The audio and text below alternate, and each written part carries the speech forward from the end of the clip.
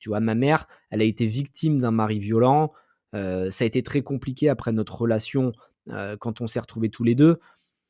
Pour moi, elle est plus victime qu'autre chose. Mais mon père, qui a volontairement été un mec violent, qui a volontairement dérapé plusieurs fois, qui nous a fait vivre, tu vois, dans un climat très compliqué pendant 20 ans, je vois pas pourquoi je lui pardonnerais. En fait, en réalité, avec le recul, parce que maintenant j'ai vu pas mal de psy et tout, j'ai pas mal réfléchi à ce que j'étais, j'ai essayé de me comprendre.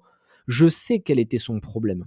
C'est que, tu vois, dans la famille, on est ce qu'on appelle les ultrasensibles, les hypersensibles. Tu vois, c'est un peu prétentieux, mais c'est ce qu'ils appellent les hauts potentiels intellectuels. Mais en fait, c'est pas un cadeau parce que tu ressens les choses plus que les autres. Et c'est souvent ceux qui ont vécu dans des climats très difficiles qui développent cette capacité à tout ressentir. Par exemple, si j'ai de la lumière, ça me brûle les yeux. S'il y a du bruit, ça m'éclate les oreilles. Si quelqu'un parle en face de moi, je vais détecter s'il est content, pas content. Je vais être en alerte. Et mon père, comme il a vécu dans un climat violent, parce que son père était violent aussi, il a développé ces sens-là. Et moi, pareil, quand j'étais dans la rue, tu as l'instinct de survie qui arrive, qui est poussé à son paroxysme, et en plus, tu es drogué à l'adrénaline, parce que du coup, tu es toujours dans un climat de tension. Et mon père, au lieu de se réparer, d'être capable de casser cette chaîne de la violence, il l'a perpétuée. C'est un peu comme un enfant violé, bizarrement, il va revioler par la suite. Un enfant battu va rebattre par la et tu vois, c'est un truc, moi, que je peux pas pardonner. Moi, tu vois, j'ai vécu ça, mais jamais je le reproduirai et je pense que c'est aussi une force et peut-être que le pauvre, lui aussi, est une victime de son propre père et qui mériterait d'être aidé, qui mériterait d'être accompagné, qui mériterait d'être compris. Mais c'est pas mon travail. Tu vois? Tu peux pas tout faire. Tu peux pas réussir et en même temps te soucier des autres. Donc évidemment que si ta femme a un problème, si ton enfant a un problème, si ton meilleur ami a un problème, faut pas le laisser tomber. C'est pas du tout ce que je suis en train de dire. Mais quelqu'un qui est négatif depuis 5 ans, qui ne te tire que vers le bas, qui ne croit pas en toi. Bon, bah, tu as essayé une fois, 2 fois, 3 fois de le changer. La quatrième, tu coupes et tu vas voir des gens qui sont intéressants.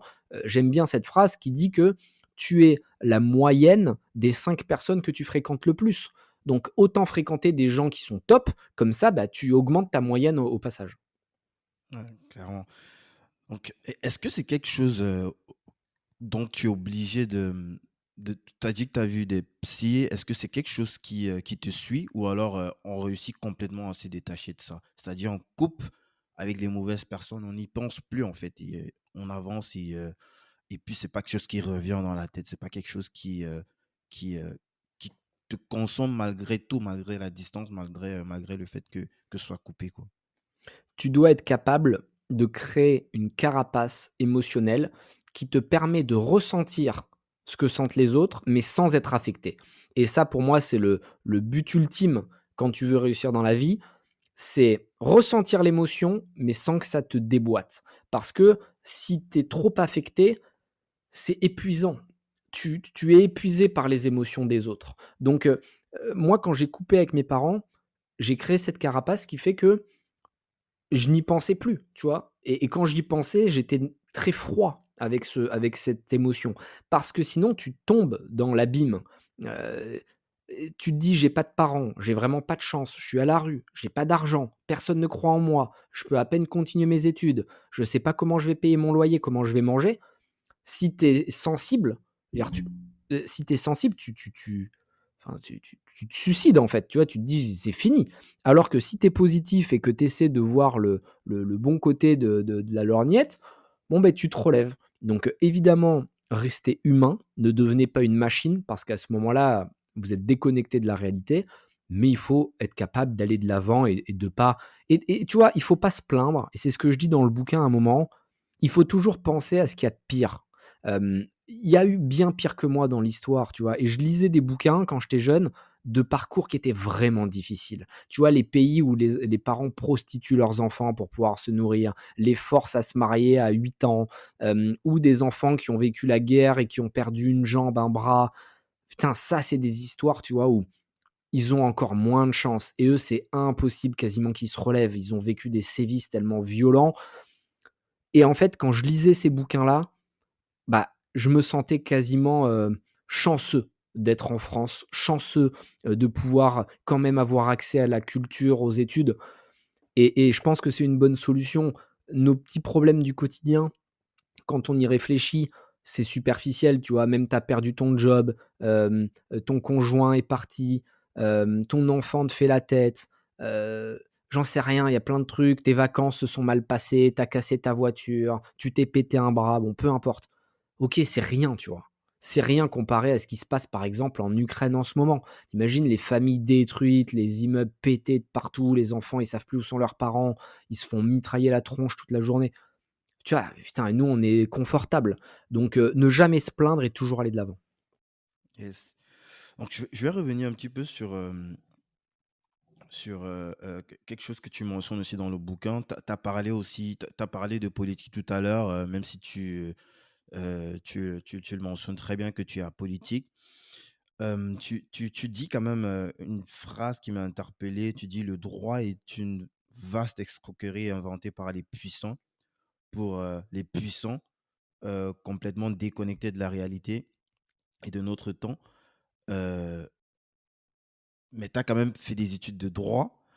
Est-ce que est-ce qu'il y aurait pas, comme une sorte de dichotomie ou alors, du bourreau, qui se fait je sais pas trop, qui se fait, je sais pas. Est-ce que tu peux un petit peu développer ce que tu et aussi surtout pourquoi est-ce que tu es allé faire des études de droit, même si à la base tu as été un peu orienté malgré toi? J'ai fait des études de droit parce que, un, je n'avais pas d'argent et donc c'était gratuit, c'était la faculté, et 2, je voulais comprendre comment le droit avait été créé pour le mettre à mon avantage, et quand j'ai fait mes études de droit pendant 5 ans, j'ai observé des choses ahurissantes. Typiquement, la reproduction sociale, c'est-à-dire qu'il y avait que des fils d'avocats, des fils de notaires, et cetera, et cetera. C'était de la cooptation. Quand tu connaissais le professeur, il te faisait aller dans les meilleurs masters, et cetera, et cetera. Et j'ai vu des étudiants apprendre par cœur pendant 5 ans des trucs complètement inutiles. Par exemple, on se souvient tous des grands arrêts de la jurisprudence administrative, ce qu'on appelle le GAJA pour ceux qui ont fait du droit, et il fallait apprendre par cœur tous les arrêts. Mais tu vois, si tu veux, ça n'a aucun intérêt d'apprendre 1000 arrêts par cœur, et ça me confortait dans mon sentiment qu'on crée des robots, on crée des moutons à l'instinct grégaire qui vont recracher des cours sans essayer de comprendre ce qu'il y a derrière. Et moi, ce que j'ai observé, c'est que les puissants, parce que le droit, c'est fait par des humains, hein. Donc c'est fait, c'est voté à l'Assemblée, c'est voté, c'est typiquement les gens qui nous représentent et qui sont les puissants, les politiques, etc., qui eux n'ont jamais bossé. Et je pense qu'un des exemples qui est intéressant là, c'est sur le Web 3. Il y a plein de lois qui sont en train de passer. Il suffit d'écouter les débats dans l'hémicycle pour réaliser que les gens qui prennent des mesures sur le Web 3 ne savent même pas ce qu'est un wallet MetaMask. Et en fait, c'est ça qui est dramatique, c'est que les politiciens n'ont aucune légitimité, aucune crédibilité. Ils n'ont jamais travaillé dans le privé, donc c'est-à-dire ils n'ont jamais gagné leur argent, et ils vont nous expliquer ce qu'on devrait faire et comment ça devrait se passer dans le pays. Je trouve ça hallucinant. C'est comme si tu te dis: «Bah, je veux apprendre à faire du pain, mais c'est un boucher qui va m'expliquer». Bah, le boucher, il peut pas t'expliquer comment faire du pain parce que c'est pas son métier, en fait. Et ben, les politiques, c'est pareil. Et donc pour revenir à ta question du droit, ça m'a conforté dans mes choix et je me suis dit: «OK, j'ai fait du droit, ça m'a montré que j'avais raison, mais jamais je n'aurais pu travailler dans le droit» parce qu'en plus de ça, j'ai fait un stage en direction juridique et c'était horrible, ça me correspondait pas du tout, c'était très formel. Heu, les juristes, par expérience, alors encore une fois, ils sont pas tous comme ça, mais ils ont peur de leur ombre. C'est-à-dire que, tu vois, ils vivent par les textes, donc ils sont hyper protocolaires, ils sont hyper, fermés. Heu, c'est incroyable, le matin quand je leur disais bonjour, je leur serrais la main, c'était à peine s'ils comptaient pas leurs doigts, quoi. Tu vois? Pour voir si je leur en avais pas volé un. C'est c'était incroyable. Donc c'était pas du tout quelque chose qui m'épanouissait, et comme, encore une fois, ce qui compte, c'est votre passion et ce qui vous anime, bon, ben j'ai fui la zone très rapidement. C'est super, c'est ouf ça. Bah, du coup, dans